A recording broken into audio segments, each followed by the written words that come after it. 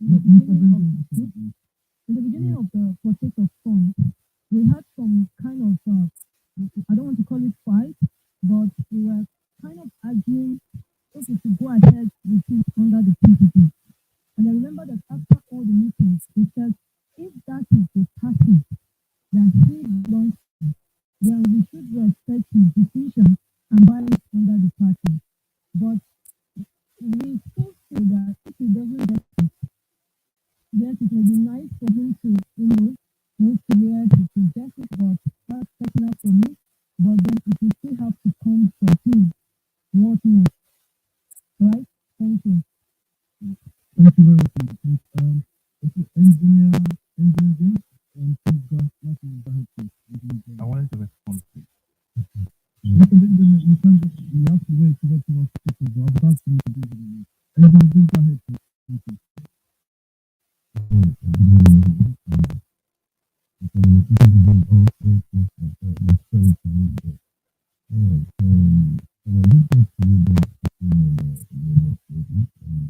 Mr. James, you have to say that please, sir. You have to wait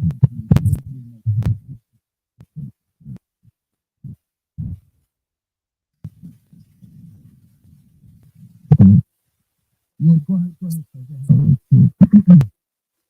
my take on this is I want to try to I really don't have much doubt. These things you guys invited on like I don't know if you did invite her, but Christina for coming to clear some hair, but if you actually got the party tickets, the contesting tickets and stuff. But I recall there was a guy, I'm sure you guys will know him called Condition Onibinde, probably the guy with the Bodge IT or something like that. I think. I recall he even tweeted something like he's ready to um,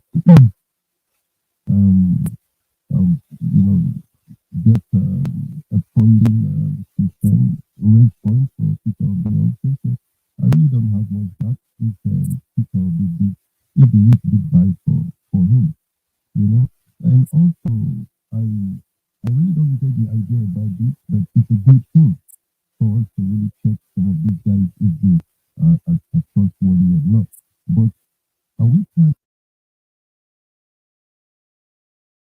to also lead them a what is his name, Atiku, if the youth actually vote for him? I would love to see that, like, if we can also check him off, if the youth also vote ticket for him. It's not just Peter Obi we are looking at, you know.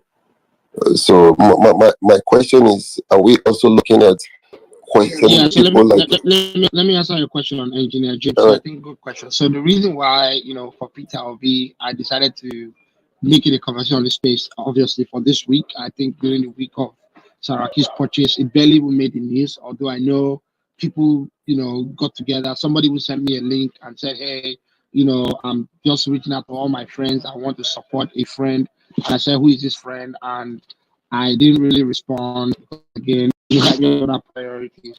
But then for Peter Obi, I think it's only safe to say that, again, there's a lot of interest and I would say, energy behind the fundraising base and okay, support, crew. So, and the reason why I'm even probing is because I want to see this is the new direction we're going as a country.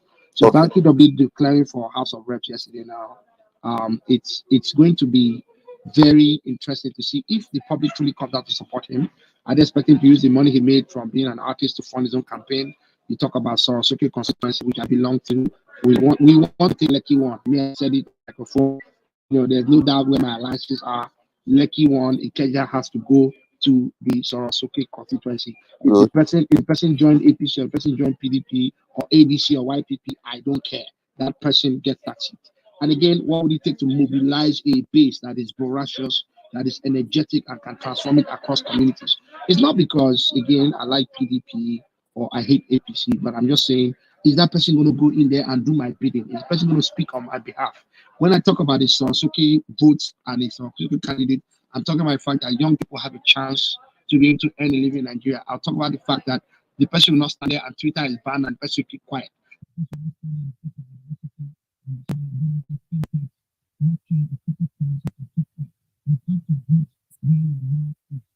need to start understanding that it comes down to policy position.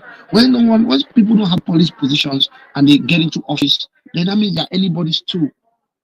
If the candidate is going in there to serve my agenda, that's all I care for. I don't care about his church or his ethnicity or his tribe. So if I look at the Peter Obi and I say, hey, Nigeria needs fiscal policy, we need to rein in our debt, we need creative, innovative leadership that can transform for the next generation. I say, hey, here goes my candidate. I don't care if the person has run for president 4 times or 8 times or believes that, oh, it's his destiny to become president. None of that's in my business. Even when there's all of these human rights violations and everything else, free speech being attacked, is this person an advocate for social justice? So I think we have to start being very, very, very, very intentional. And there's something I did on my Twitter page about a week or two ago. I listed my own top priorities, and at the top, I said, "Hey, look, any candidate that speaks this language, I don't care if you're APC or PDP. If you speak this language, you have a track record to back it. I will vote for you. I would, I'm your constituency, of course. I will donate money to your campaign, and I will do heavy lifting for you. And that's what we all ought to do. We don't have to go join political parties to be the difference makers. So, like a Dr. Tina now, Dr. Tina, sorry, excuse me. See her and many others doing what they're doing for Peter Obi. That's what we ought to do. A school principal in Ikorodu should be able to emerge as assemblyman to represent Ikorodu constituency in Lagos State because he understands the community. He's not some transplant, some guy that was a PA to a senator in Abuja that will just come back because his mother had a house in Ikorodu, or maybe because he can get a NEPA PHM meter and he use it and say, oh, Godfather can take him and then install him. And just, I'm just saying, all politics needs to become local. But then, when you talk of grassroots, what we're doing right here is grassroots. What these friends of Peter Obi are doing is grassroots. Grassroots is not a market woman or the Agbero. I'm going to educate people. Grassroots is you, your neighbor, be it university professor, military general. Say, hey, on our street, this young kid that picks up trash will be our councilman. You see this guy that goes to motor park to organize them will be our local government chairman. And that's how you make a difference. But anyways, let me let you wrap up. I got the next speaker. Okay, I wouldn't even take much time. I do really get what you're doing now, and I think it's a very good job. So keep it up. It's very good what you're doing. I really appreciate it because personally, I'm not for one party or the other. I'm for the individual also. Like I would rather have, even if, because look at other climes, look at others normal countries in the world, from the States to Canada to other part of the world. People encourage the particular candidate they feel that is good enough to lead them, to be their president. It's not like in Nigeria where you have probably a godfather, or you want to start sponsoring your elections from stolen billions. So I really do appreciate that. Personally, I am for the individual. I don't care about the party. I believe if an individual is credible enough to lead a country, there is hope in doing that. So it's a good job. You guys keep it up. All right, thanks for that. Okay, so I want to keep the mic rolling. So, Godfather, go ahead, Mike, yours. Again, if I drop you to the audience, it's not because I'm shutting your voice. It's just you can only take 10 people at once. So Yeah, please, I'll go to listening now. Yeah. yes, go ahead. Thank you, and feel free to drop yourself. So that way I can take more speakers. I will drop you more, but you can come back up always. So go ahead, Godfather. Mike is yours. Yeah, all right. Thank you, Akin. This is Amasio speaking here. Nice to see you on this platform.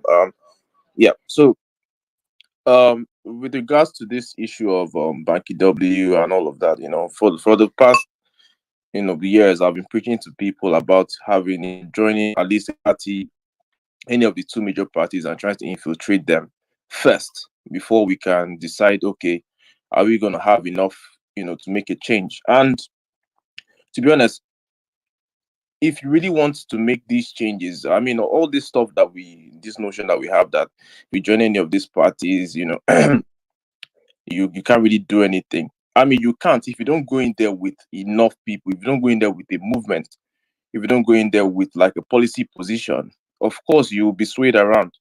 And that's what has happened over the years. There's not enough of us youth in these parties, and that's why I keep preaching. Whether you like it or not, if you want to bring any other party, it's very, very difficult. Let's take, for instance, the House of Representatives in America. This young lady, Ocasio Cortez. At 27 years old, she defeated a political veteran. Why? How did she do that? Because she aligned with the major party, she aligned with the Democrats, and she was able to unseat a political veteran there. Anyone in the world, don't just come with another party that nobody knows about and think you can challenge the status quo. It will never happen anywhere.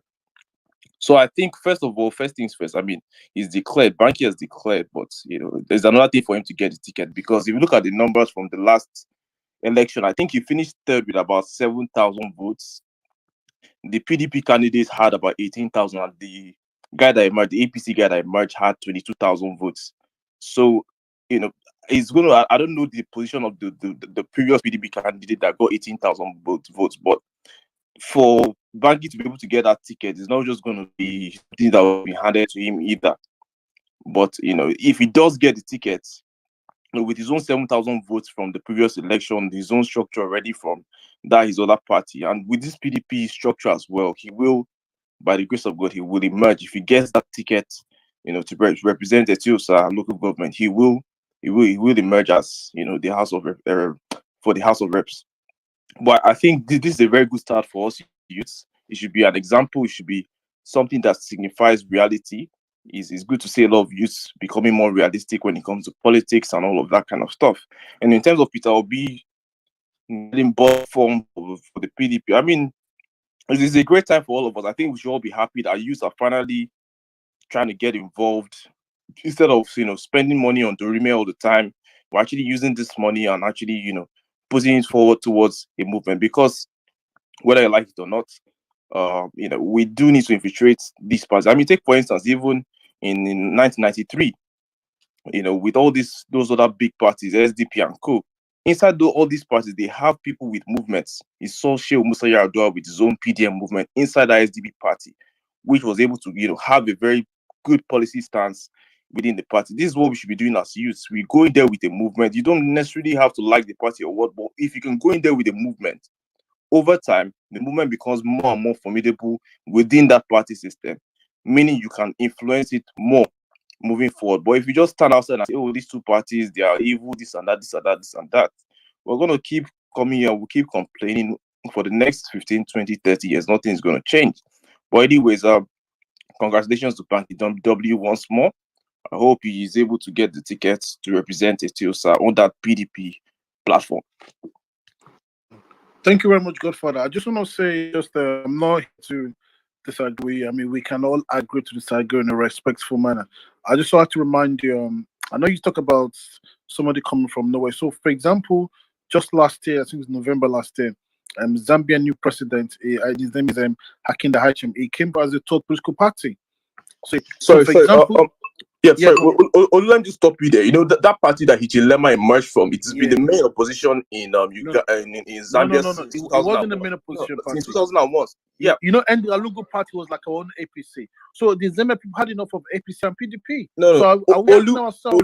Olu, I just want to get something right. Yeah. It has been the main opposition since 2001. If you go and check it, please. So let's not come and sway people. No. All right, no.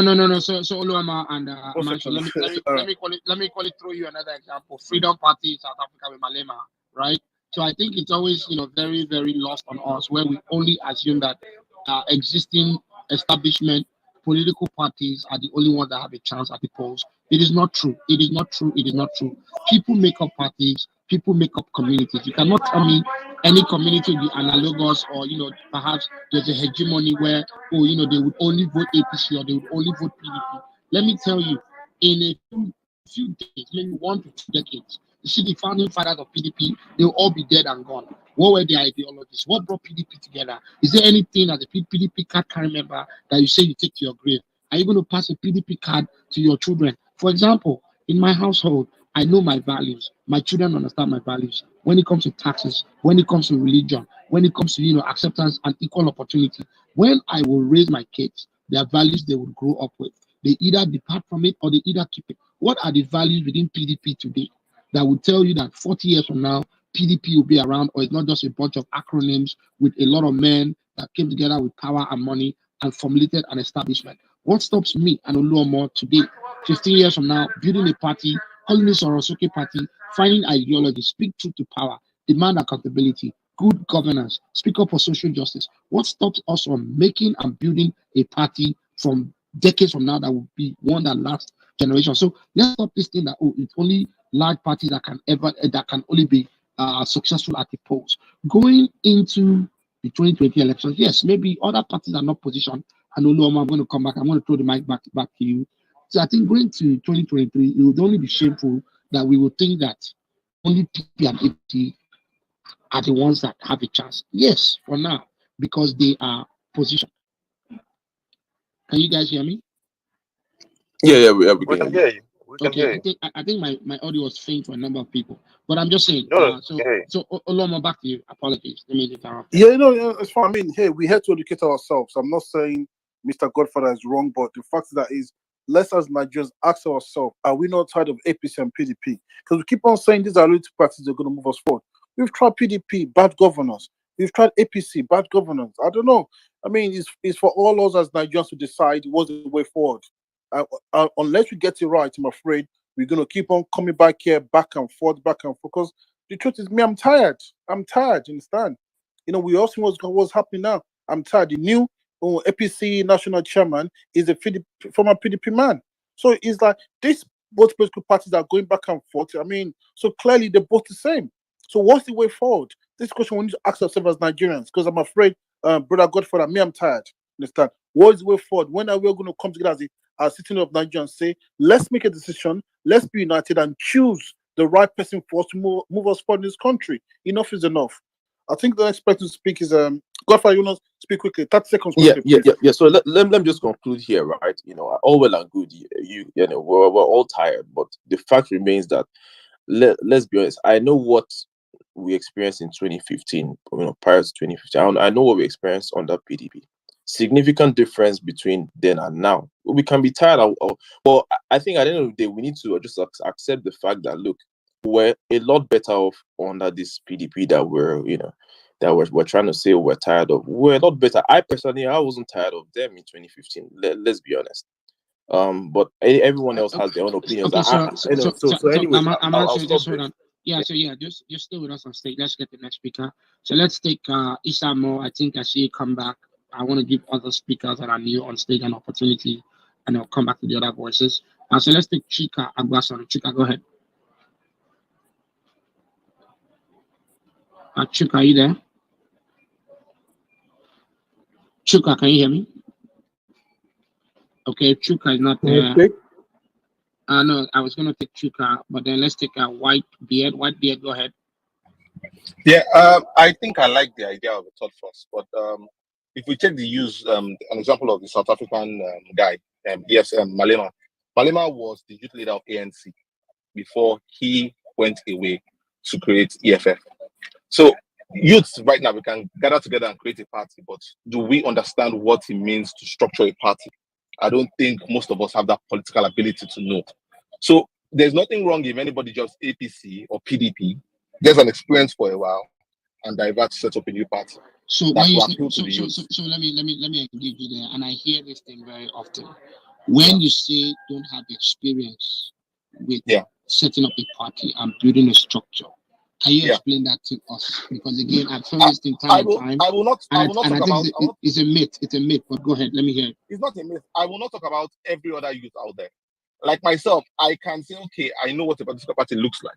I have no structure. I have no idea how the structure of a political idea of a party works. If I'm joining your party, I'm joining as a novice. I don't know what it means to galvanize people. I have no experience in galvanizing people. I don't know what it means to meet market people, to talk to them one-on-one. I might do that when I do my day-to-day business, but there are political languages and political way people have gone about it in a period of time. So we need certain people with certain experience. So let me Let's ask not you. kid ourselves. So I want to engage you there because this is where we educate each other in our generation. So my father and his friends want to run for office. They go to the market women, go to the motor park. They don't go to the banks. They don't go to the secondary schools. Hold on. Okay. They don't go to university campuses. They don't go to NYSC camps. They have the demographics for rent, and that's why I call them. My father's generation, their politics and my politics should not be one that we transfer from generation to generation. And I'm saying this because I've heard this many times. Can I butt in there? Go ahead. You ask yourself, just even on the Twitter poll, how many youths actually vote? A lot. Usually, people that vote are people in the parks and market people. We don't even have enough time to galvanize youth to vote. But Nigerian why? youths are more. No, So why listen. do you think Let that? me land. Let me land. Okay, Let me land. okay, Let me okay. land. We have more Nigerian youths that are more interested in the current musical scene than what's actually affecting both of us right now. Are you getting what I'm saying? But that's not true. And That's not true. That's not true. we have more. If we have a space now, how many people do you have on this space? We have 135 on this space. I've been on 3 spaces today. One about security, one about this. But let's have another space that talks about Big Brother right now. A fight between Sasuke and somebody else. You will see 3,000 people talking. Why are they talking over that? I'm not saying this out of I am saying things I am seeing. I'm not saying that. I'm saying things I am seeing. Okay, so let me now. These are things I am seeing. So hold on. So this is how we solve the problem. So 2 days ago, I started this space and I dropped the video in WhatsApp. I said, David, can you get on the Twitter Spaces? He was mid-air flying to Qatar, middle of the air, and you're not even allowed to be on an audio app. And he jumped on. He was in this space and he contributed amazing conversation. I think it's unfair that we would just simply say that youths only go into spaces where there's talk of people Nigeria. If you give people the audience and the conversation, hold on. Tomorrow I will write a stat for you and I will show you how many people jump for seats like that. Hold on. I just gave you an example. It was a political conversation and we had 1,000 people in here. Oluoma was here. So it's unfair. If you give people the platform and the conversation, they will engage. But now let me tell you something. There's something about power. Hold on. I'm not going to blame anybody. You see me, I'm on spaces. I could be hanging out on my Saturday afternoon, doing something amazing. I have 10,000. Right now, I am driving. I'm on this space. But guess what? So we're here because I'm interested. So hold on. It's close to 200 people here on a Saturday. But this is what I'm saying. In a society that does not enable political engagement, right? How do you expect people to tune in? It's unfair to deprive people of the environment, but then say they do not participate. Let me tell you something else that are equally. Can I say something? Can I say just one thing? Can I say one thing? Okay, go on. Can I say something? You make it sound like this is not a choice. It's a choice. If you can afford to buy data and tweet about Davido, no shade to anybody that loves Davido or loves whiskey or whatever it is. I have no problem with that. You can also develop this interest. What I am trying to explain to you is that sometimes it's not the society. Youth generally are not interested in politics. But that's not true. Youth are not interested in politics. No. I agree with Mr. Whitebed. I think the problem we need to in our society is a lot of youth in Nigeria are not ready for good governance. I'll give a perfect example. Last year, October, I was hosting a 20 days NSAS. I don't know if some of these guys on this platform remember. I was hosting a 20 days NSAS activism for about 20 days. There was a day in particular they were doing money space. That money space had about 16,000 people. My NSAS space was less than 1,000 people. I was like shocked. On the NSAS, we're talking about police brutality. We're talking about the poor healthcare system. Talking about education, unemployment. Today, ASUS on strike today. How many of those youths were not affected? They're all affected. How many youths are created spaces to talk about ASUS strike? And this is what we need to do. We need to enlighten ourselves to understand, for them to understand that maybe they like it or not. The bad governors in Nigeria, everybody go try breakfast. Mr. King, I love this space. Don't get me wrong. I love this space. I love what you are doing. Are you getting what I'm saying?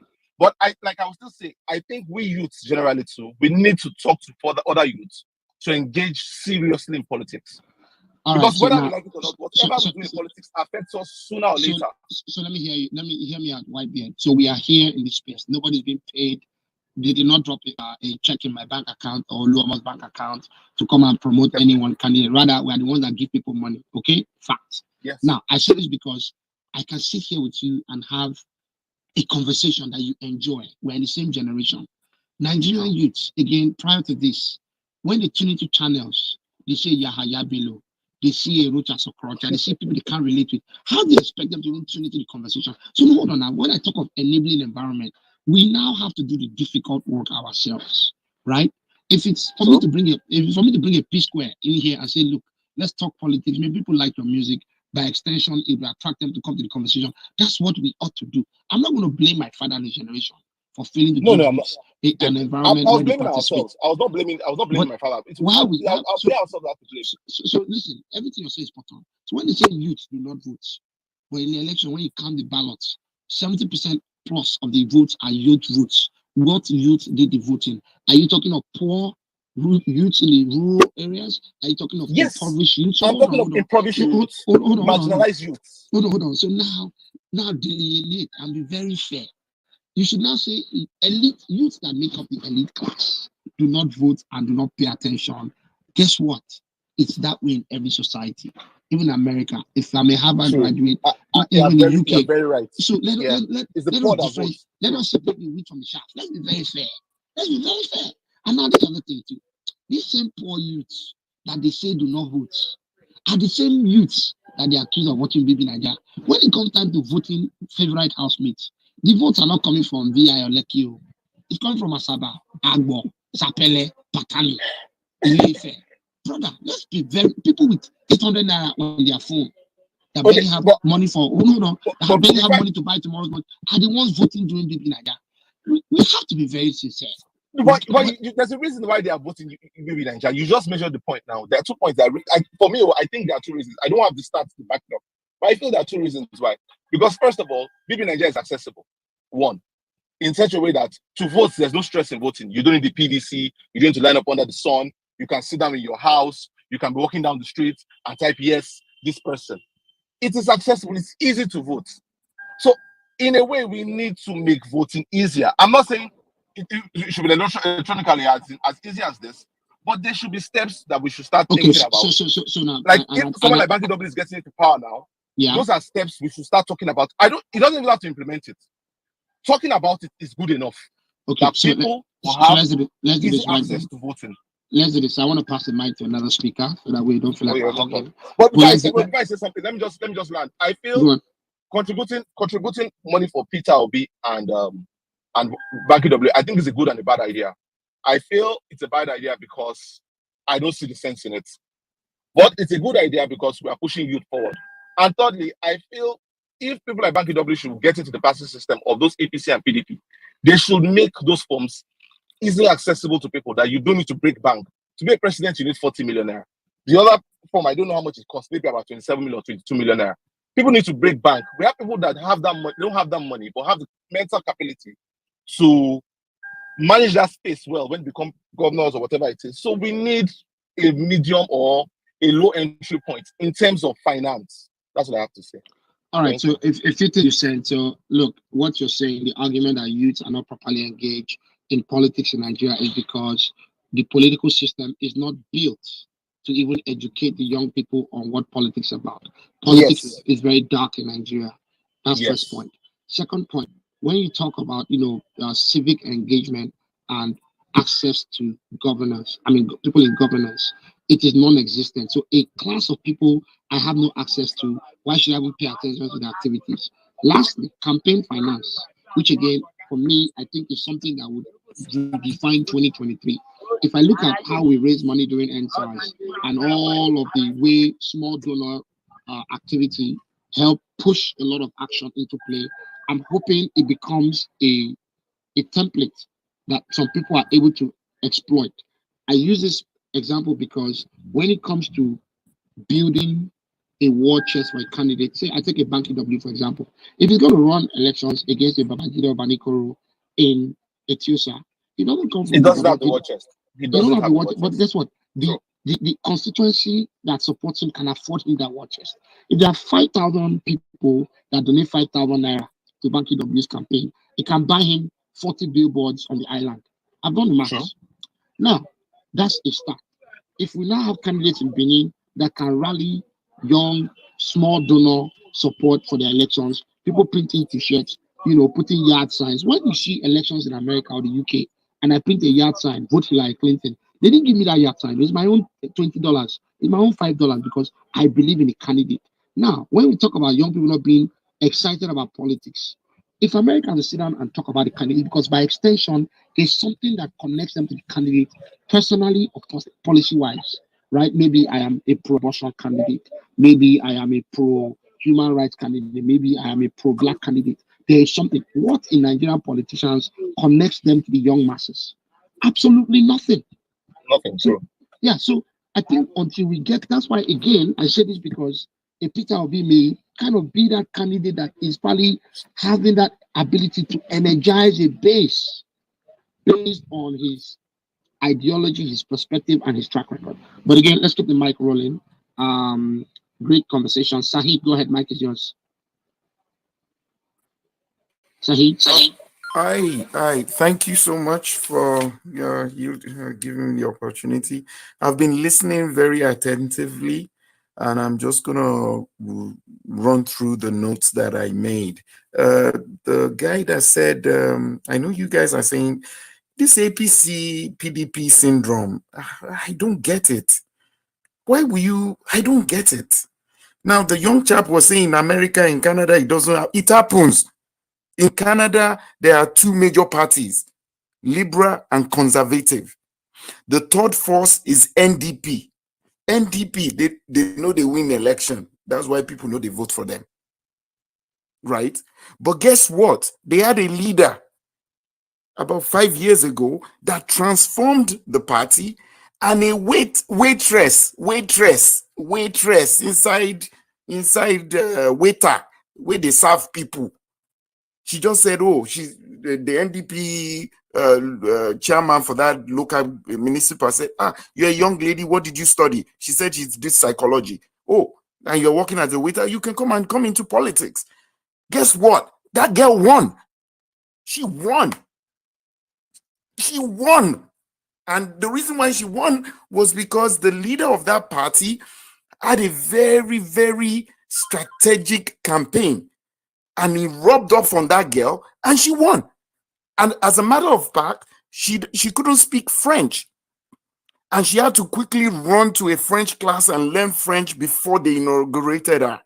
She's still in the parliament right now. So don't come and tell me the PDP APC, that's the default. If all the young people, because politics is a game of numbers. On Twitter space, you see 3,000, 4,000. Just imagine 10,000 young people storming a political party like a mob, like NSAS mob. That party will know that some people don't arrive.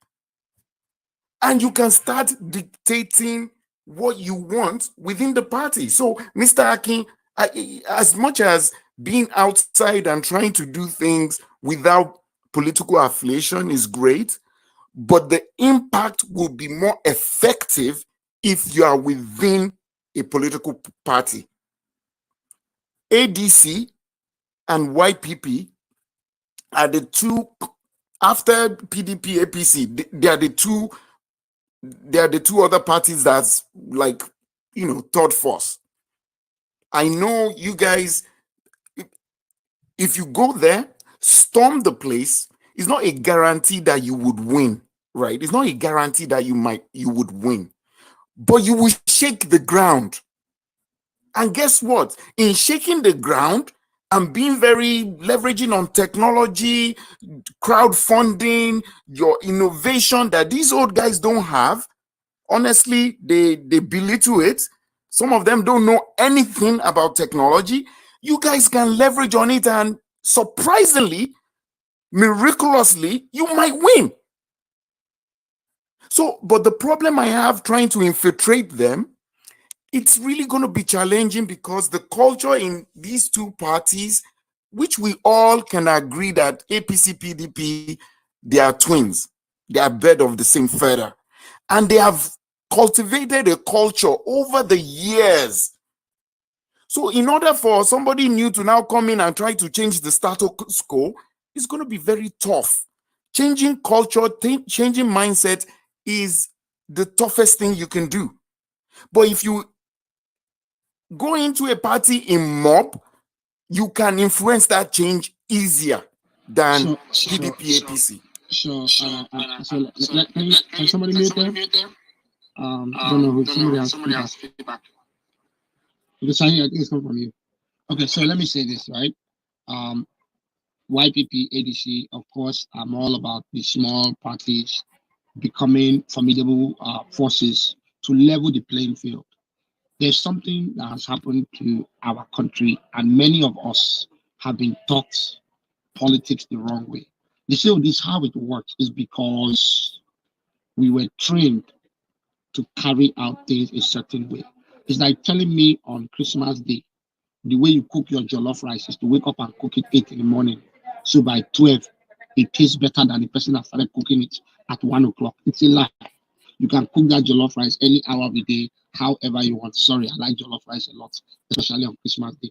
That's why my brain went to that analogy. But I'm saying this because when you think of political parties in Nigeria, when Nnamdi Azikwe and Awolowo and the guys in the late 50s, right? Egbe and youth movement and all of that, when they morphed into political parties, nobody taught them politics. They came up with the politics at the time that was able to help them galvanize numbers. And there's something that has happened within our politics. Our politics has gotten very corrupt. Now, politics is corrupt everywhere around the world. It's nothing new. All the way back to the Greek Empire, pick the empire you want, you can find strains of corruption in terms of what motivates people. But in Nigeria, it is bad. And I'll tell you why. If I'm a party faithful, let me use Etiosa as an example. Banky W running under PDP. I'm not a PDP member, but I'm a okay because Banky W is running, and I want to be a party representative at the elections, at the polls, at the secondary school in VI, close to my house. I want to stand there and be the PDP polling unit agent that would help certify and make sure that my ward or my polling unit is secure for Banky W. All of the matters from making sure that PVC card reader, is being utilized. The INEC official is not bringing more ballot papers than what INEC has sent out. The form EC8A, when it comes time for signature of the political parties, I will sign, I would attest, and I'll make sure that my copy is taken. So the records I'm taking to the, ward level, to the local government level, to state level, from EC8B, C, and D, the numbers do not change. When I would nominate myself as that polling unit agent, the last thing I should be asking for, if we can sanitize our politics, is pay me 10,000 naira to wake up election day to go and be polling unit agent. So when you start looking at election campaign finance, I say elections are expensive. Start from there. So when you say go into PDP in large numbers, go and join the party, go and hijack the party. Let me tell you why a lot of people are already there waiting. They want to be these elements at play during elections or during conventions that are paid individuals to participate in the process. So what would it take to say, hey, for example, Etiosa, 500 young people have joined the party and they are nominating themselves as the delegates that will stand in at the polling unit as stakeholders, as polling agents, and they are not going to collect money. So Etiosa will be the cheapest election for PDP, for example. You have to understand politics. I understand our Nigerian politics. So when people come and say, oh, our politics is how it is, no, we can change it. I can take an Oluomo and I say, hey, go into Akure, go into your hometown, go and be a PDP member, be the agent at the polling that will not take money from the party to help fulfill your obligations as a party agent. Can we start from there? But let me tell you something that's happened. The lowest in our society, at the bottom of the food chain, have positioned themselves because election day for them is payday. So when money motivates people in politics, not civics, not policy, not ideology, how can you expect things to change? So the Baba at the top now knows that in Etiosa, where there's maybe, for example, 855 polling units, he needs to spend 855 times 10,000 for polling agents, 855 divided by maybe number of wards. Let's say there's 215 wards times 50,000 for ward chairman. Then within the 50 wards, for the LGA chairman, he will dish out 2 million naira, 4 million naira. He has to do his mathematics. It comes down to money. So when you say money runs elections in Nigeria, it's not because you're buying campaign billboards or you're funding, town hall where you're engaging people. You're having to buy rights, give to market women, giving money to Oga of Agbero, NURTW. Because guess what? On election day, there's those NURTW boys that are card carry members that will stand at polling units, on election day and do the fighting for you to make sure they don't tear your sheets, make sure they don't soil your ballot papers, make sure they don't discard your votes. Guys, you have to learn what our politics is about. So when people say learn politics in Nigeria and they want to teach you how to tell lies, that's not the politics that needs to change. Go down to the foundation of politics. Find where the money is and destroy the system that promotes money. I just gave you the playbook. Anyways, I'm not going to hold the mic too long. Sahid, still me on stage. I want to come back to you. Let's take Daishika. Daishikawa. Go ahead, Lagos. Mic is yours.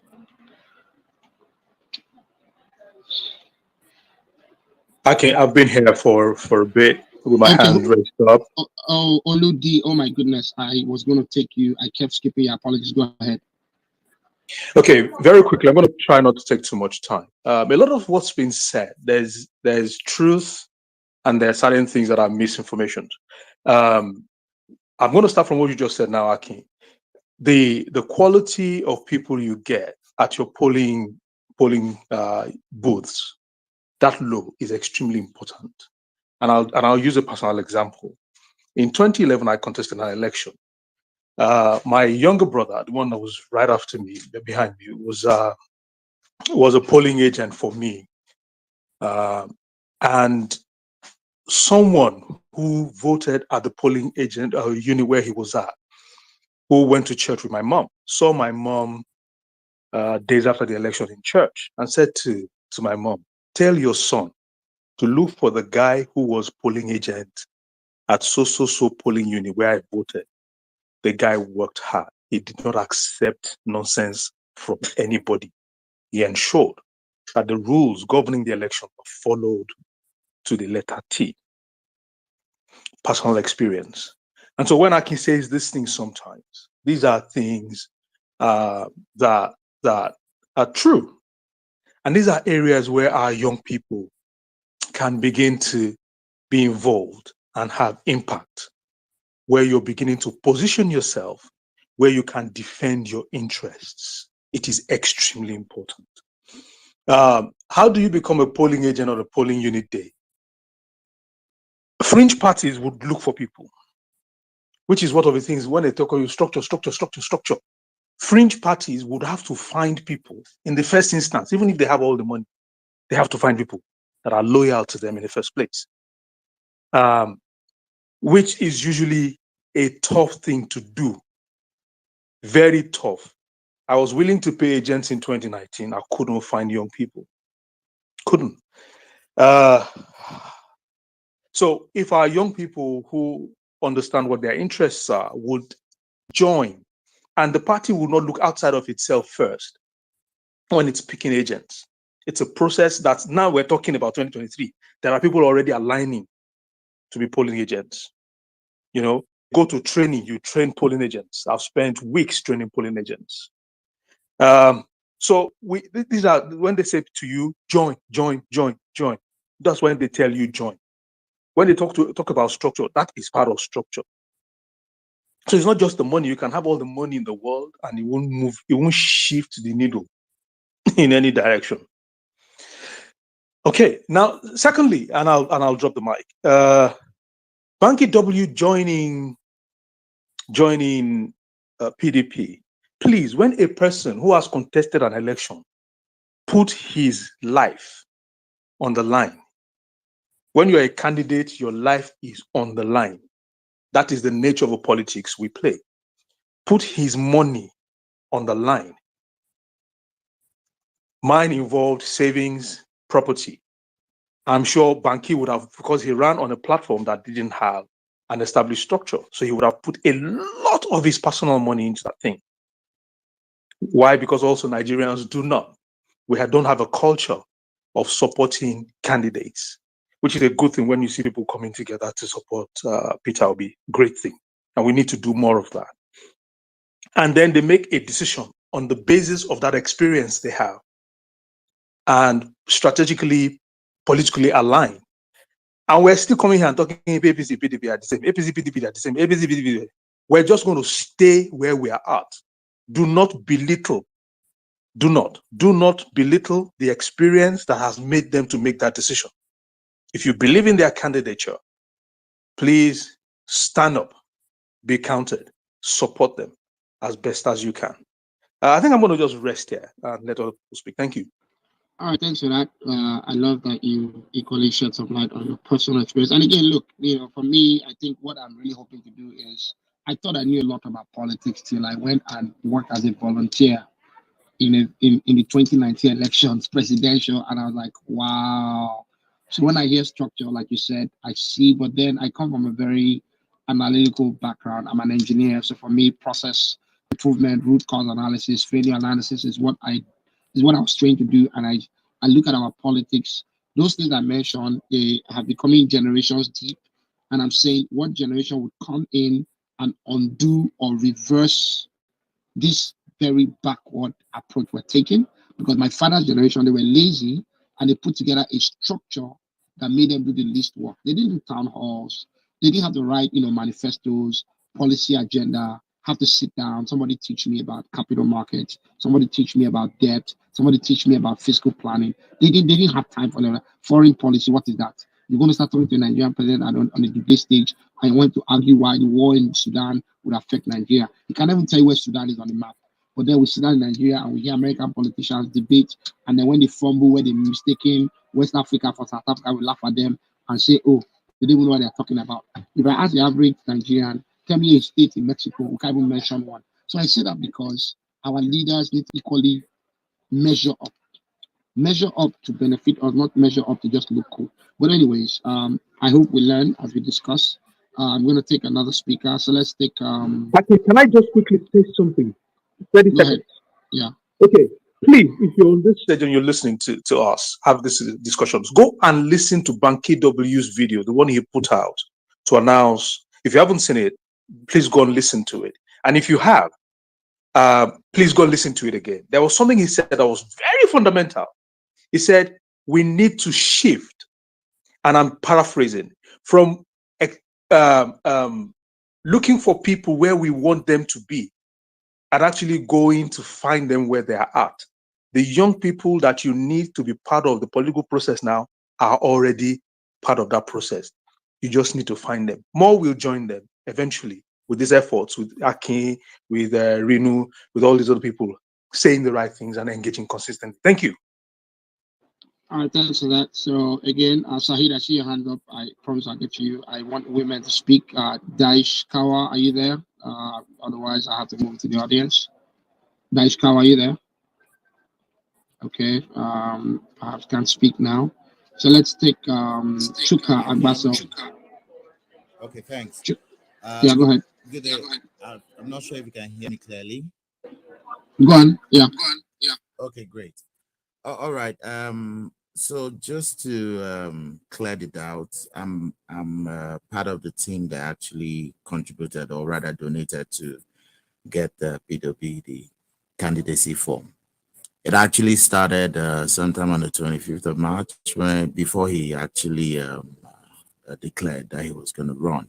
So we came together as a group of friends, professionals and like minds, as the case may be. Decided to come together. Hey, let's see if we can contribute money and get PWB the form if he declares. And luckily he did. So we all gathered together. We were about 60 on our WhatsApp group. As at today, we're 256. In fact, we'll keep deleting people to bring in more people that are actually going to be active.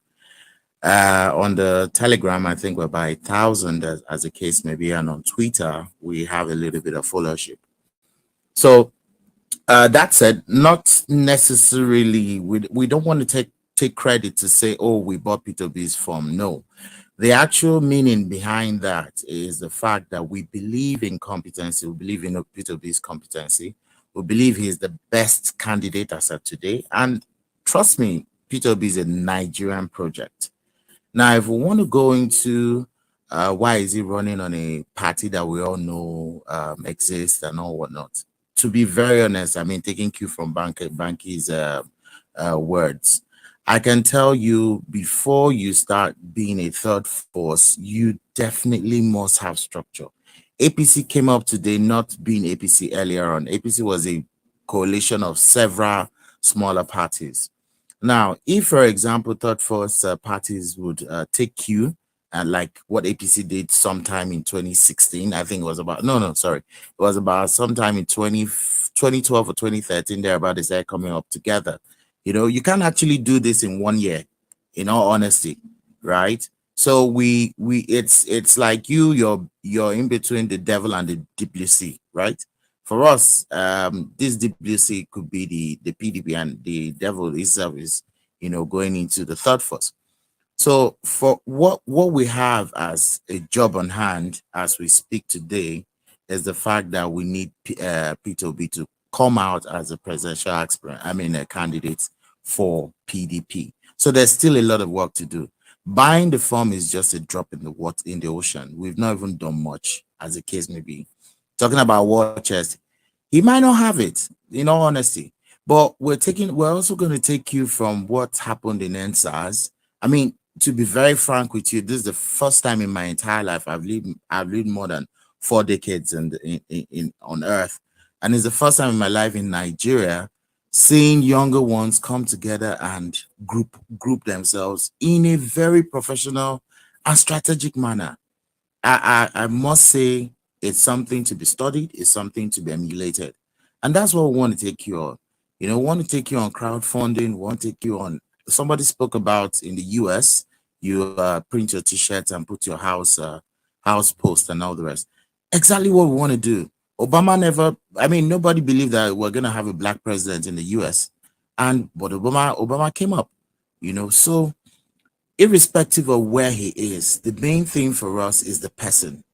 And trust me, the same thing. Let me try to use an example. Maybe everybody believed that Buhari had the wherewithal to take us out of where we are today. But I don't. In fact, let me not go there. But today we have somebody who we already have that is time tested, right? Everything speaks for him. If you look at his what's it called? If you look at his profile as of today, there's no EFCC, DSS, or whatever chasing him around. Do you get what I mean? So let's all queue behind competence. Nigeria today, see, Nigeria has a lot of potentials. I can tell you that without a shadow of doubt. Nigeria has a whole lot of potentials. But the only thing that we need to actually harness this potential is good leadership. And that good leadership for me is P2B, honestly. Now, talking about Banky W also has a lot of good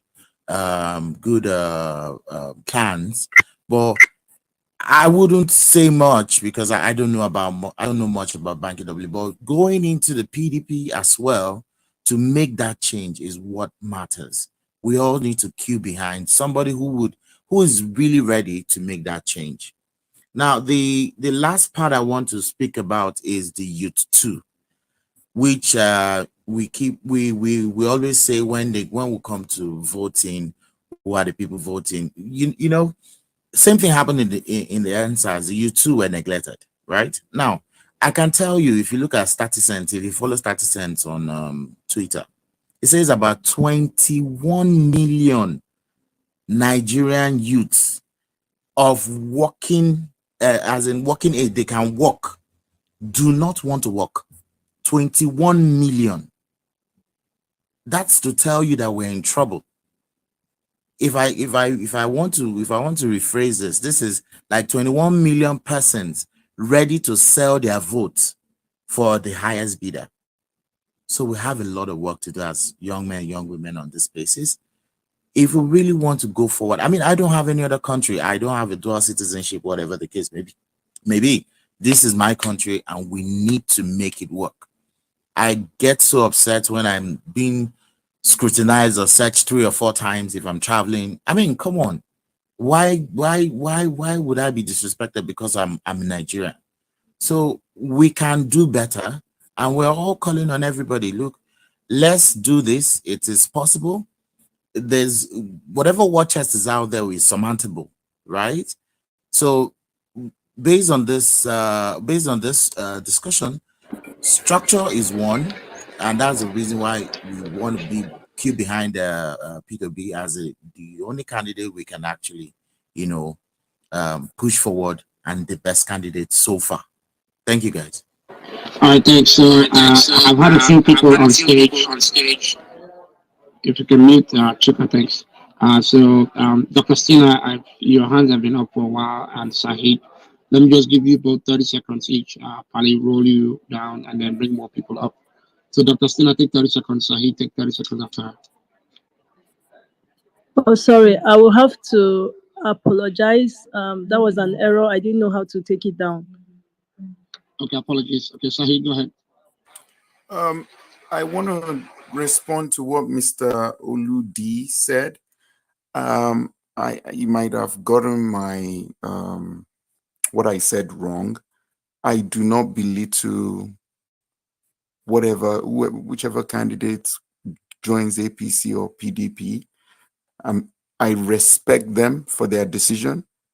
You are right. Contesting is like putting your life on the line, especially when it comes to Nigerian politics. But the point I'm trying to drive at is there's the structure we're talking about. It's about people. It's just delegating people to different roles from top to bottom. And if young people really want change, look, NSAS was a phenomenon. It was a global phenomenon that happened within a month, and that achieved a lot. So if young people, young Nigerians, flood whatever alternative party it is, and they structure themselves, I can believe you, between now and 2023, they can get that structure built. The problem is the will there? Are they ready to sacrifice the time and money in order to build that structure? That's the question. If they do it, they might not win, but they are going to try. And that's the point I really want us to send home. Because in the midst, Mr. Akin, let me wrap it up. Okay. Because you see, PDP and APC, we all agree they're the same. Because you can't, if you are in the House of Assembly, it's made up of a number of members, and Banky W, great things. He wants to do great things. But if he can't legislate the law because he's the only one talking, we saw the PDP guy that said we should stop people from all these public people to study abroad. Their children just look. We saw what the reaction. There was another one that said no, the pay that we're getting, we should cut. They said, now your own pay, plenty, go and cut it. So you can't, one person can't just do it. We need a volume of people with the same ideology to flip the switch. Thank you. I yield the mic. All right. So, I think your assessment is spot on. This is my problem. Are these political parties advertising themselves well enough to attract people into their fold? What does ADC stand for that attracts me as a young Nigerian? What does YPP stand for that attracts me again as an active youth? You talk of youth party as well. Again, the letter youth in front of party, is that enough to attract me into their fold? And I think that's where we should start getting it right. It's not just somebody that has money registers a party, and I would say this on the microphone. A lot of parties in Nigeria today that we call small parties are simply vehicles for rent. They're like rental cars. When the big politicians can't make it on a big ticket, on a ticket on a big party, they go to the small party and they pay rent to fly their banner. We've seen that with Benga Daniel's party in Ogun State. We see that with Labour Party in Ekiti State. We see that with Accord Party in Ondo State. Equally, we see that with SDP, Omishore in Osun State. So again, we have to be very intelligent when it comes to politics in Nigeria. So yes, while you promote small parties, I equally want to advocate for them, but I'm simply saying, are they equally true to their charter?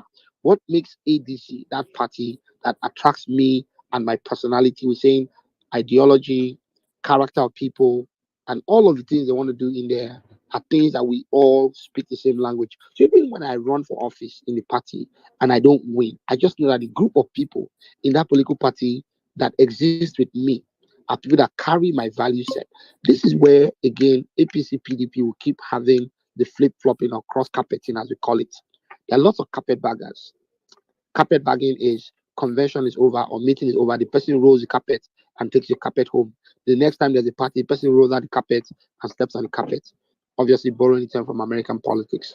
And I'm just saying, if you're going to make me join a PDP, Are there people in the room that I look at and I say next week, if it's a policy on maybe do we support the war in Ukraine, 90% of people that agree with me. Is it a policy of anti-abortion? 90% of people that support. And so we have to start going to this part, place of politics in Nigeria. People tell me, oh, we don't do ideology politics in Nigeria. That's why we can never grow as a country. It's missing from our train of thought. It's not there. So if we're not thinking policy on how we come together, then what are we even there for? That means the common interest everybody has is money. Let's go in there and share the loot. Somebody told me Nigeria is a business affair. I'm going to pass the mic to Chinaza. Chinaza, go ahead. Chinaza, are you there? Hello, good day, everybody. Hello, can you put hear Yes, me? go ahead. Go ahead. We can hear you. Okay, good afternoon, everybody. My name is Chinaza, and I requested for the mic because I wanted to talk about, I wanted to address the youth problem. Somebody said something about the youth not wanting to participate, the youth actually preferring the entertainment scene as opposed to the political scene. Please, can you hear me? We can hear you. Can you go ahead? Can hear you. Go ahead. Yeah. Okay. So my first point is this. I'm going to blame the youth first before going like to what I want to say. First of all, yeah, to a large extent, yeah, let's agree to the fact that youth don't want to read. Like they just want you to do the research and then come and throw it up to them that, oh, this is the person that's good. Nobody takes this extra effort to like, okay, let me know something about this candidate. Let me dig up this candidate. Let me know if there is something on him or her that's unacceptable by me, but that doesn't align with my policies and all of that. They just want to hear, oh, he's from Igbo, he's from Yoruba, he's from like the tribalism, the ethnic card, and all of that. Okay, that's one of the place that I'm going to say, okay, the youths are not trying. But aside that, you see, the political scene in Nigeria is not encouraging for any young person at all. Like if you want to like do the whole let me carry politics in my head, I swear people will think you are mad because you keep on oh Jesus, it's too frustrating. One, you can't even talk about it because according to my mom, she'll be like, please stop shouting, you don't know who is passing, you don't know who will hear you. Like your life is at risk for talking about what you should be talking about. You can't even like the whole risk is just too much for people to want to say, okay, let me risk my youth, let me risk my life and say what I should say. Okay, now let's take for instance, I don't know how other country operates because I've not gone to another country before. But I want to believe that outside the shores of Nigeria, in a country that is functioning very well, you can call out a government for something they did wrong and it is not going to come and bite you later. But in Nigeria, you just have to, as little as tweet against, you don't even need to call names. Just say something that looks like you are not you are not in line with what the present government or what the present political whatever is doing at the time. And then it is now time for you to look for a job or look for something. I don't know, you see them going to dig it out and tell you that they heard you said something like this. So for that reason, they cannot help you. For that reason, they cannot fill you into so and so place. A friend of mine once tweeted something about a serving governor doing something bad. And then it was time for them to host a project that they needed the government to sponsor. And you would not believe that this particular tweet was like they did not bring it up like, okay, it's because of this tweet that we're not giving you this, but they made it seem like, oh, you are against the government. So for now we have better thingy, we have more better problems we're tackling, and this is not our priority for now, blah blah blah. And another stupid project that actually did not have any relevance at all was funded by that same governor. you will not say anything because nobody sent you to go and tweet nonsense about the nonsense he's doing. You're supposed to look away. So youth, like they just adopted this. I cannot come and kill myself and die. I cannot come and do one thing now and then tomorrow people will be looking for me. Oh, like your safety, both in terms of your well-being, in terms of your job, your getting a job or getting to a bigger place later. Just I don't know. This is one of the reasons me I can present and say, okay, this is why youth are not like they're not they don't want trouble. The trouble is too much. Like the attention you will get and then the negative backlash. People will backlash you because So you can are you wrap up in like 30 seconds, Chinada? Go ahead. yeah. Are you okay? Please can you come again? No, yeah, take 30 seconds and wrap up, okay? Okay, thank you. So people are like, okay, instead of me to go and say one thing that I know is the truth, that everybody knows is the truth, and get to be in trouble because when you get into trouble, everybody will abandon you. They rather just like put their attention elsewhere. So until we have structures that is going um to provide some sort of security for people that want to really march into this space and possess this space, I think that providing a structure first should be what we should be discussing before we start saying, oh, this structure is here and youth don't want to involve themselves. I'm sorry, this is what I have to say concerning the youth whatever involvement. Thank you. All right, thanks for that. Let's take Miss Falila. Falila, go ahead.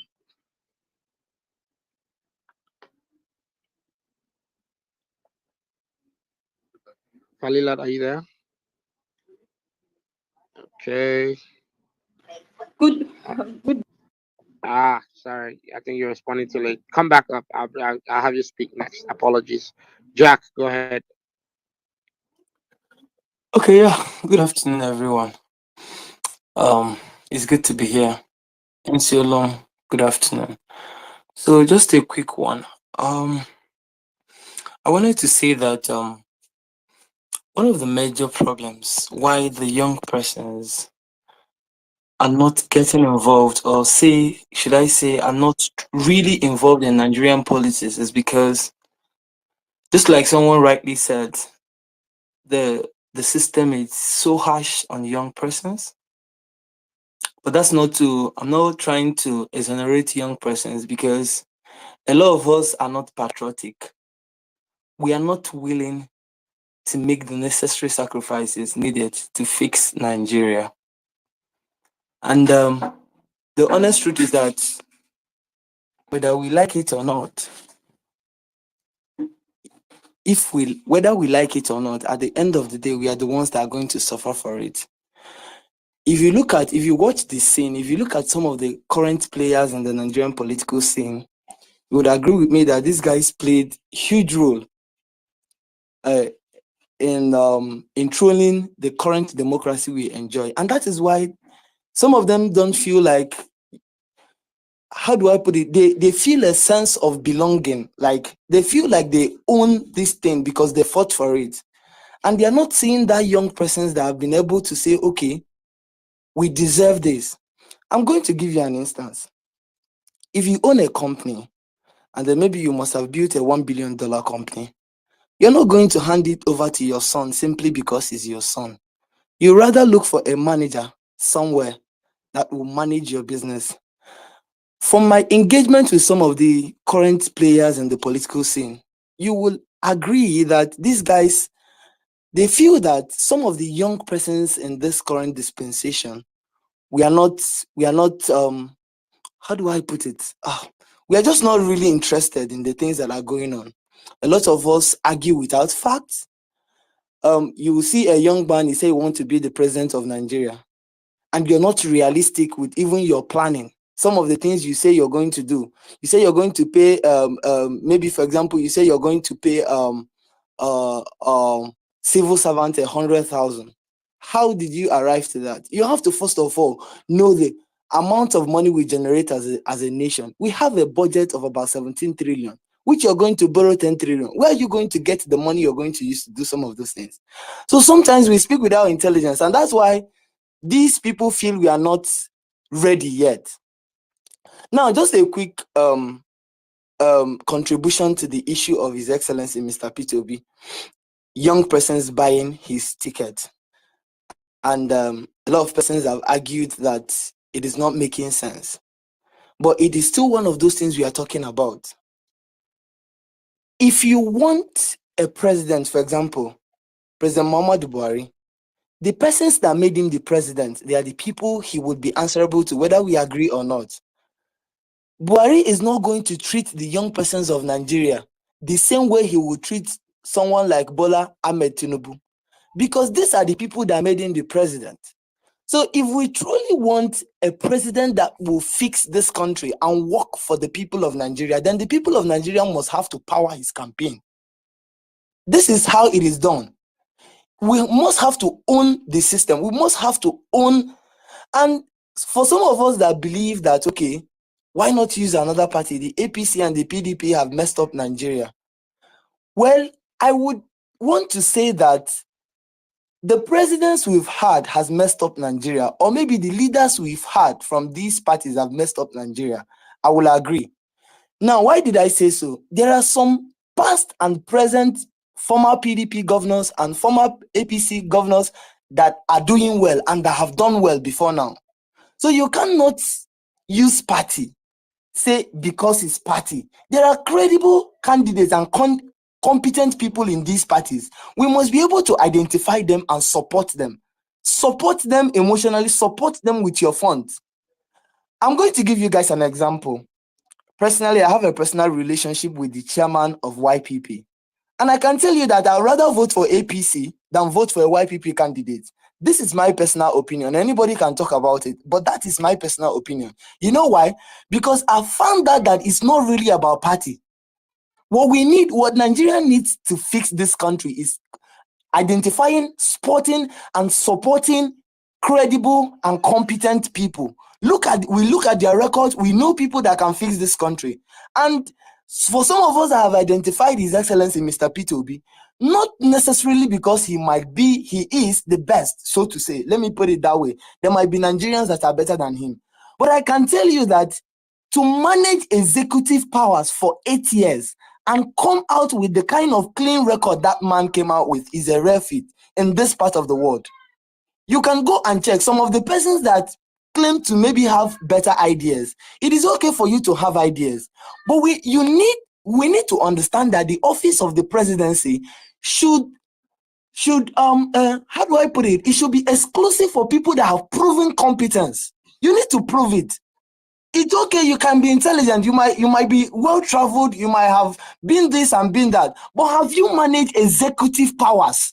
You know what that means for you to you have the power to do and undo in a particular state, and for you to come out with that record, and then you are articulate, you are able to show, okay, this is what I did, this is what I did, this is where I kept so money, this is where I kept so money. These are the things, these are the trusts we should be looking at. And if we want to fix Nigeria, we can do it. And I know, yeah. So what I think young persons should do is to have a movement, like maybe an NSAS-like movement, like what the Take Back Nigeria movement is doing. NSAS-like movement that would identify and support credible candidates across board.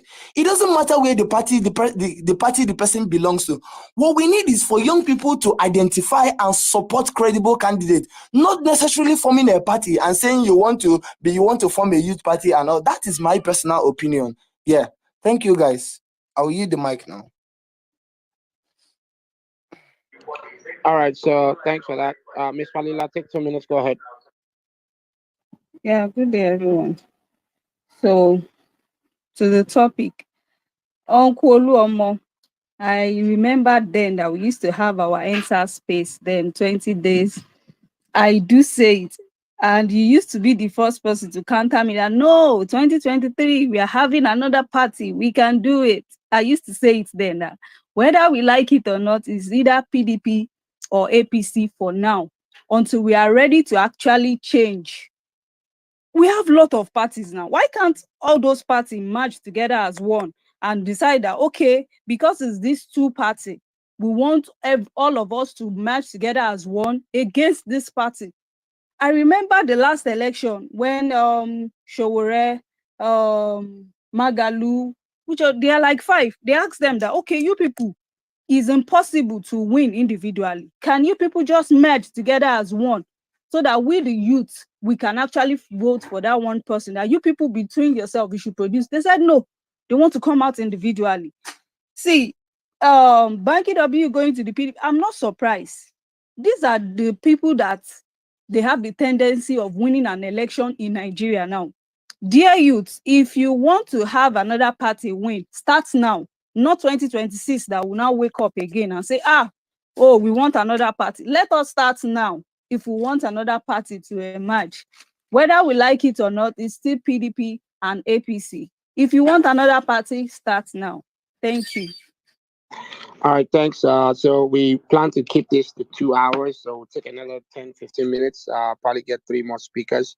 So Plato, again, I want to be fair to everyone that's on stage. So Plato, take a minute. I want to just cut it down to 1 minute at least. We can take inputs. It's Saturday. I appreciate everyone joining. Reno has another space later tonight at 9 o'clock. We'll be on that as well, so it'll be a continuation. But Plato, go ahead. Take a minute. Oh my goodness, apologies. Plato, I moved you by accident. I was trying to take somebody else off stage. Please come back right away. Apologies, sincere apologies. Okay, Plato is back, so give him a second to get his mic functioning. Yes, go ahead, Plato. Yeah. I really appreciate. I'll be having network issue. Okay, I just want to add that you see the subject of politics.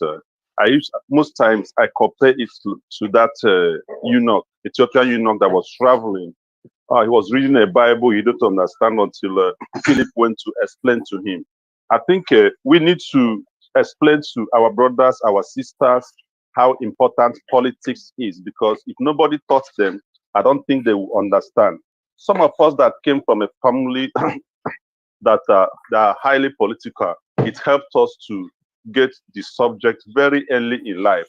But if you come from a family that both parents are not interested in politics, it will be hard or difficult for the person to get to know politics. Let me also say that I agree with the speaker that have spoken already regarding supporting credible candidates, no matter the party that they are. If you look at what is happening in Anambra State today, it was because Soludo said something. He said that he went to disrupt the system from the inside. He kept quiet, endured a lot of things, and today he's mobilizing the people of the state and they are queuing behind him. Just for us to understand how important an executive head is. Once the head is good, the body will follow. So if we mobilize our people, educate our people, the interactions we're having in the entertainment industry, we can move the same people into politics. Let them understand how important it is. And once we can do that, sir, I can assure us that that Nigeria will be better for it. Most times I listen to radio, people talk sports, football in 4 times in a day, but I want us to talk the subject of politics even 10 times in a day, because of all subjects, it is the most important. It controls other aspects of our life, both its economic, health, and otherwise. If we have a good political system and a good leader, it will help all of us. Let me say something here. Political party. So if you can wrap up in 15 seconds, all right, please, Plato. Something that you form overnight, but we can start today. Lead anywhere you are as someone. Show leadership. When you ask people to join you, they will join you. Don't wait until you're in political office or political party before you show leadership. Whatever you are, show leadership. Ahmed Musa, a footballer, he's showing leadership. Tunde under the bridge, he's showing leadership. Whatever we are, please let's show leadership so that when we need people, they will stand with us. Thank you. All right, thanks for that. Gospel RX, go ahead. Mike is yours.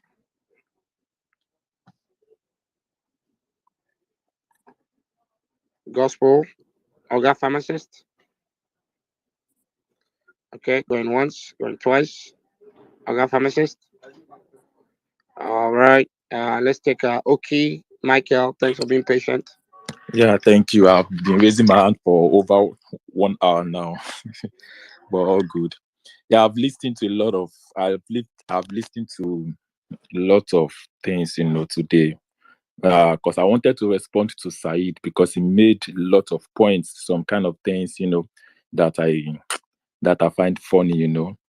Now the thing is, I've been in a family where politics, in fact, I've known politics since when I was a child, 11 years old.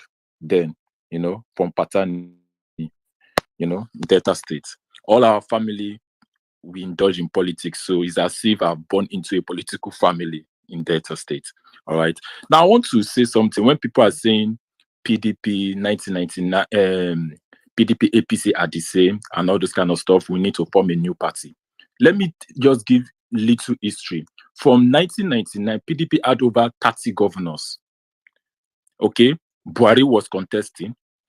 Okay, 2011, same thing. 2007, the same thing. PDP was controlling a lot of the states till 2015.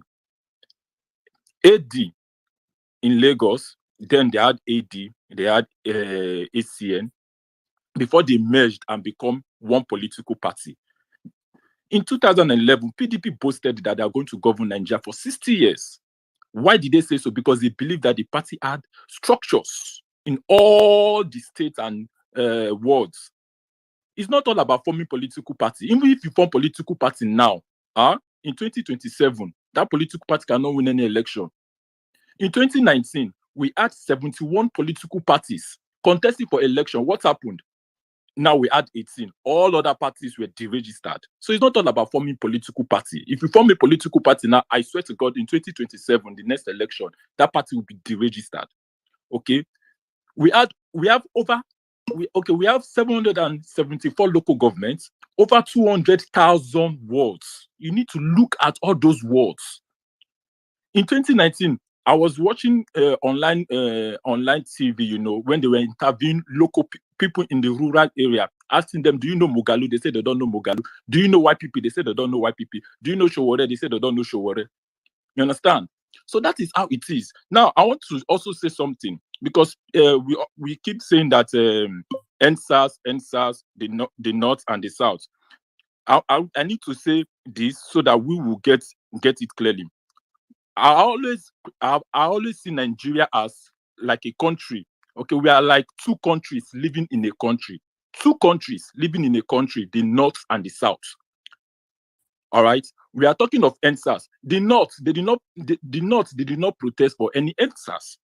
Okay, so when you are saying you want all the structures, NSAS people to join into to form a new party, it won't work. You have to also think about the North as well. You have to look at the 2019 election, collected PVC. The North Central had 10.5 million. The Northeast had 10.4 million. Northwest had 18.2 million. Southeast had 8.5 million. South had 11 million. Southwest have 12 million. So you have to also get support from the North, and you need to win 25% in most of the states. 25%. For you to be a president. Said made mention of Peter Obi, saying that Peter Obi is supposed to leave PDP and join a new party. That is, if he did not get the ticket. Even in 2019, Kadera Ahmed asked her, why did you leave ABGA? He said, I don't know the exact thing that he said, but he just made a small analogy. He said that when you are traveling from Lagos and your destination is London, will you use a car? Will you use a car to go to London? No, you won't use a car to go to London. You will use a vehicle. Sorry, you will use an airplane to get to your destination. That's what Peter Obi said. All right. Look at Dele Momodu. In 2011, he contested as president. What happened? He lost. He realized that he has to be in a political parties, in a top political party before he can win election, because you have delegates, all right, and party agents in over 2,000 wards. I keep saying, people, when you are saying PDP and APC are the same, Nigeria this, Nigeria that, the problem is Nigerian constitution. All our solution is to the problem of Nigeria today is constitution, because the constitution won't allow. Okay, let me say this. um we need a people constitution, because the constitution can make an intellectual, a competent, intelligent man becomes a national failure. That is Nigeria constitution for you. I can give you some analogy. You a politician, a governor, the camp. Look at what's his name, Dave Umahi. Do you think if in the constitution we have a clause in the constitution stating that for a governor to leave another party and join, for a governor to leave his party and join another party, that governor need to resign? I bet you, the Ebonyi State governor will not leave the party. The constitution states that no governor can be sued for criminal activities and all those stuff. But other countries, governors are sued. You understand? It's the constitution itself. Look So at VAT. can you wrap up in like 10 Yes, I will seconds? wrap up. Look at VAT today. VAT. Everybody, we are talking about VAT. A governor will construct road, pay VAT. Federal government will, for instance, a government will construct road in Rivers State, okay, and another governor in Kogi State will not construct road. The money that Jason Wike is using for VAT, the money that is given to contractor and contractor is paying VAT, that money will be shared to other states. It's the constitution. All Nigerian problem lies in the constitution. By the time they start suing governors, when the constitution when we make a constitution that provide that a governor must be sued, okay, or for any politician that's decamping to another party, that politician need to resign. I bet you that's the time you will see all this defection will stop. That is how it's supposed to be. The solution to Nigeria problem is our constitution. We are talking of restructuring today. Why are they talking of restructuring? In Canada, Said was talking about Canada. In Canada, the state register business. In Nigeria, it is national. All right. In Canada today, the federal government control military, custom, immigration, foreign policy, monetary policy. Justin Trudeau does not build pipe-borne water in other communities or construction of roads. No, the burden of being the president is too much. We have to devolve power to all the states. All State right, police, thanks for police that. and Thanks for that. community I police need to in pass the all mic, countries, but brother. there's state Okay, police okay, in okay. Nigeria. I need to Thank roll you. the mic. Thank you. Yeah. Let's take Waju. Go ahead. Okay, thank you so much for this opportunity. I'd like to say thanks to everyone that has actually spoken. And let me quickly just address this. When I saw the news about Peter Obi, being sponsored by a couple of youth to get his form, and the declaration of Banky just a couple of hours ago, what came to my mind is that it looks as if Nigerians are actually coming to the reality of the fact that he who pays the piper dictates his tune to a large extent. One of the reasons we can actually get accountability from our present set of rulers, I will not call them leaders, is because first and foremost, they are the ones actually paying us instead of us paying them, as it were. Uh, I worked as a journalist until last year, for about 10 years. And then I was in a state, governed by a supposed intellectual who is an associate professor. He's known as doctor. I'm not going to say more than that. And I saw the way he was actually ruling that state. And what came to my mind was that Nigerians, particularly the youth, were not ready for leadership. Even though we see all of these wrong things that these people are doing, because of what some of us stands to gain, we can't really do the right thing. Now, in a way, I've always held this opinion. I don't know whether it's actually flawed or the right thing. I still do not believe that people joining established political parties that are on ground, especially if you have good intentions, I still do not believe that that's a way to change Nigeria because it's a systemic thing. Um, very many people who probably have a personal relationship with the vice president will tell you he's not a bad individual, but he's found himself in a political party where whatever good intentions he probably has is almost impossible for him to realize those things. I'll give you a simple example. Before now, anytime he was given an opportunity to at least lead the nation, anytime Mr. President was away, to a large extent, we always saw some of the things he would do, and we always applauded it. But that tells you something that after Mr. President would return from his voyage, as it were, we knew what always happened thereafter. So for me, when I see good people, claiming that they want to go to established parties to see how they can actually disrupt what is happening there, the question would be, how many are these good people that are going into a system that has whether at least a million, a million members? How do you're going in as 10,000 people? You want to influence those people who already know the way things are done, and they would abide by that, because one way or the other, if that's their own nest, it gets them what they really need. So for young Nigerians, maybe 2023, we might not be able to arrest the situation and get to what we need, but we can start planning now. And see, these are the things we need to do. Most people might not believe this. First and foremost, we need to build a new culture. uh, I don't want to make a very general statement, but nearly everybody, even on this space, one way or the other, we're encouraging everything that is happening here. Some of us, the deals, for instance, where we're working, we're not even sincere. We don't even abide by that. How many of us really are paying tax as we should? And Yeah, guess what? can you wrap up in like 15 seconds, please? Okay, I would just do that. So moving forward, guys, I think what we need to do as young Nigerians, who really want the best for this country, is that first and foremost, let's eschew all form of ethnic, bigotry and what I call selfishness on our part, and then follow individuals not because of what we stand to gain from them, but what we stand to offer the nation in a way that the nation will benefit from it eventually. Thank you. That'll be my submission. All right, sure. Equivalent.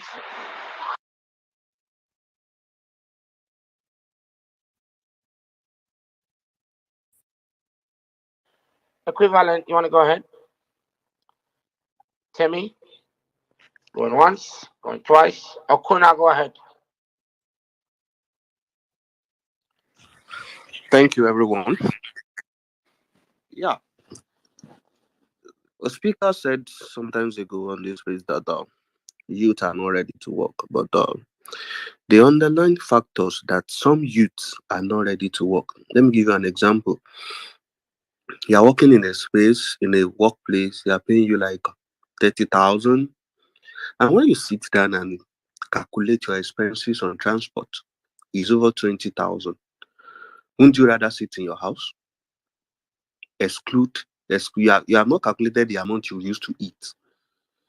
That's why it is not really reasonable for some of them to work. They would rather sit at home. Now, this country is back. Let's agree that. Let's agree with that. And we are talking about this political party, that political party.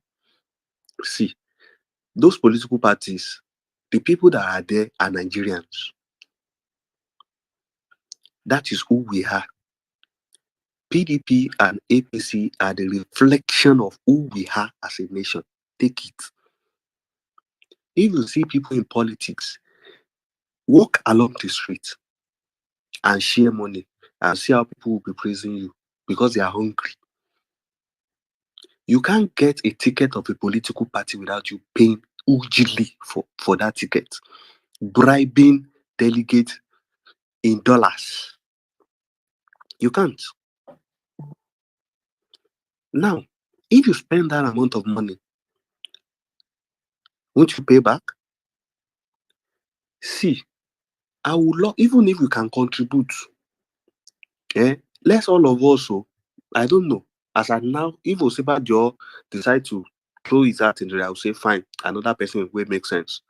But as at now, in PDP, as at now, I can only see Peter Obi. APC, nothing yet.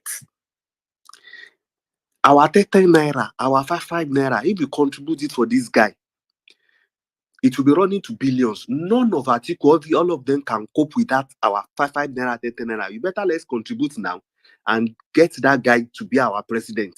Because every one of us line up behind him, PDP won't have option than to give him tickets. But if you are waiting, see all these YPP, all these things. Now, let me give you an example. After the last general election, where is Showore? Where is Mogalu till date? All the state elections that happen after that, all the let's say local government election, all the by-election in the state House of Assembly, Senate, House of Representatives. Where are all those parties? They are dead. Now they are coming after 4 years again. Those people are not serious. Sorry to say. That's not how to do politics. That's not how to do politics. You have to stay in the game. Stay in the game every time. They don't feed the candidate at all. They now will come and want to become president. Is that how it's done? PDP and APC are the only platform that can get anybody to become senator. Let's go to president. If you want to become a senator, it's better you go to PDP or APC for you to stand a chance, because they have the platform that can take you there.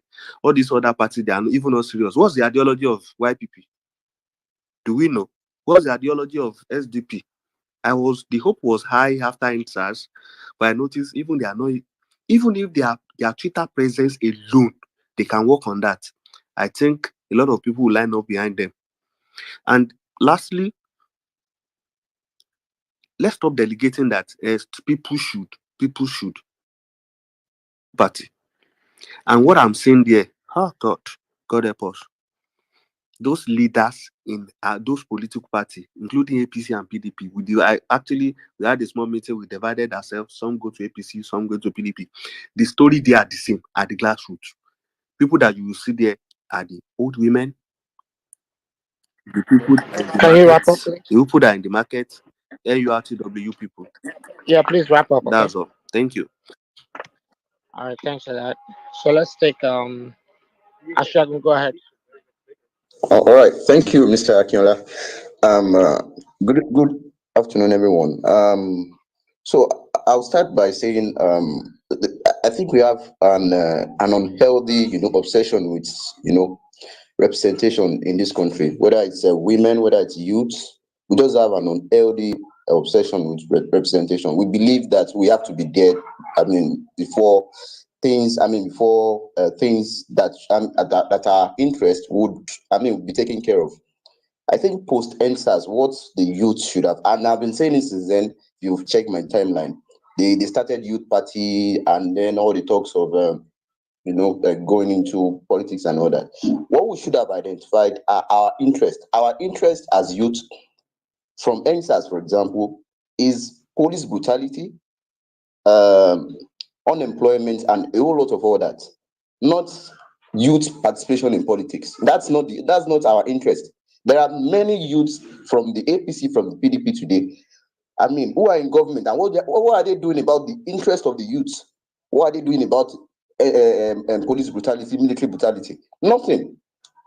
The same thing for our women as well. They keep. There was a whole noise, I think, earlier this month about 110 women in women seats in an House of Assembly, an House of Assembly that is already congested and useless. But we are clamoring for participation. Whereas we should be looking for our own interest. Our interest as youth, should be our priority. We should look for which candidate would ensure that this interest, because that's the reality. And I love what Banky W said. He said you work with Nigeria where it is, not where you think it should be. Nigeria, as of today, there are only two political parties, and as because of the situation at the grassroots. In my village, for example, if you take 5,000 naira there for every candidate, you will get that village. You will get the vote for that village, and that's just one village in Nigeria. They have about 3,000 votes, if not 7,000, and that's just one village in Nigeria. How many villages do we have around in Nigeria? So you work with Nigeria where it is, not where you think it should be. Identify the candidate that you think that you have examined and you think is competent to get you your interest. Our interest as of now is security, it is economy, it's employment, and a whole lot of and all that. And we know the candidates, at least from the people who have declared, we know the candidates who are capable of doing this, who have done it before. So let's queue behind them and all that. And my second point would be that without without, someone said it earlier, without a legislature that is up to task, and then a constitution that allows an executive to perform, even Peter Obi himself would not perform. So that's why we have to. I mean, that's why I applaud at what Banky W is doing. You know, going into House of Oh, Assembly. I mean, House of Representative. yeah, thank you very much. So we have to identify. Sorry. Okay, you have to identify Wrap up, please. the host of other people apart from Banky W. I have there's a guy in what's it called now in Osun State also vying for House of Representatives on the platform of PDP as well. These are the people we should support. Let's not waste our time with what's it called we should go into politics. We should go in. Yes, yeah. I don't know if I mean if you are sinking in the mud, what you should be looking for is a stone to stand up first. You won't jump from the mud immediately. All right, thank you. So Thank you. we're having our priorities just misorganized. Thanks, Ashelo. Thank you. All right, why don't you go ahead? Why don't you mic is yours? Are you there? Okay, Waju is not there. I have to drop him. So again, very good conversation, quite insightful. Um, look, it's always a pleasure hearing, diverse voices. We wish LTW all the best. Um, Obviously for Peter B's supporters, as energetic as they are, I think it's a model that we all can adopt. Um, Oluomo, I don't know if you have any closing thoughts, and then we'll go ahead and wrap up. Well, just like to say, I mean, it's been a great afternoon. I've listened to so many different takes from different people. I mean, we're here to enlighten each other and wonderful conversation. I loved a lot of the Peter Obi's, what's it called? The lady who bought the ticket for him.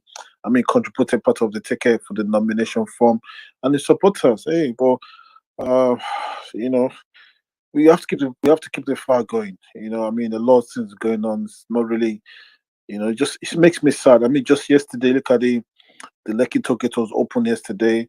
A lot of journalists were brutalized. Even the police are not letting journalists do their jobs. It's got that bad. We have to ask ourselves, how on earth do we get to this place? That journalists, speakers and cameras. The police were even saying blatantly, like, "Listen, I'll shoot you, I'll kill you," everything, threatening the journalist. You know, but I mean, it's a total disgrace on Lagos State. I mean, and we have a candidate in Lagos State, someone like Tinubu wants to run for president. In the state of Lagos State, I mean, when people are going to talk about Tinubu, for example, people talk about, oh, Tinubu has done one Lagos State, blah blah. But just look at, for example, in same Lagos State, understand that even the right of the journalist is not being respected. And this kind of person that we want to vote for to become a president, I mean, we only need to think twice because, listen, I mean, we can't live in a country in 2022 that lacks value for human lives, the respect for human rights values in our society. It's a total disgrace, and this thing goes viral around the world. I mean, how would the foreigners be looking at us as a country thinking this is not a country, this is a banana republic? Why would a whole police officer be threatening? I mean, a whole journalist. I mean, total disgrace on the Lagos state government, and that tells you exactly what we are today as Nigerians. We could talk about maybe in paper, Nigeria's democratic society, but I'm afraid we're not behaving like democratic society at all. I mean, some things I've seen in Nigeria is, I mean, look at a country like South Africa, for example. South Africa is one of the most countries in the world that has one of the highest levels of protest. You never hear the police brutalizing them or anything in this kind of country. Talk us of the journalists for crying out loud. Journalists for crying out loud. A police officers are sitting journalist cameras just for doing their constitutional job. Standing just in public, doing their job. The guy showed his eye, channels, what's it called, journalist, and guess what? He was still getting brutalized. Unbelievable. A total disgrace on our democracy. We have to keep the fire going. We have to enlighten ourselves to understand that in 2023, if we do not get rid of these political leaders, all this godfatherism and stuff, and put an end to it, listen, I'm afraid we're going to be back here again for many, many years. Same old questions, same old problems over and over again. We can get it right if we demand for good governance. This is not rocket science. It's possible. It's possible.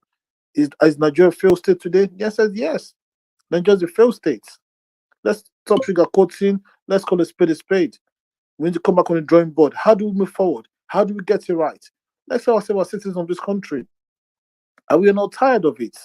The level of insecurity, the bandwidth, the value of no lives. I mean, just look at what happened in the Abuja Kano Railway. The president has not come out to tell us exactly in a stand in democratic society, and this is the man we voted for. The man that was so desperate for power, begging Nigerians, telling us all dupes of lies before 2015. If someone tell me Buhari will be like this today, listen, I'll cover my head in shame. I mean, I voted for this man in 2015, thinking this man was going to deliver good governance. But what's brought us is actually been the worst.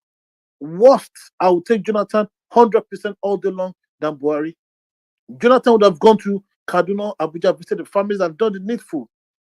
But this man sat there like we're begging for power. You know, Buhari should be ashamed of himself.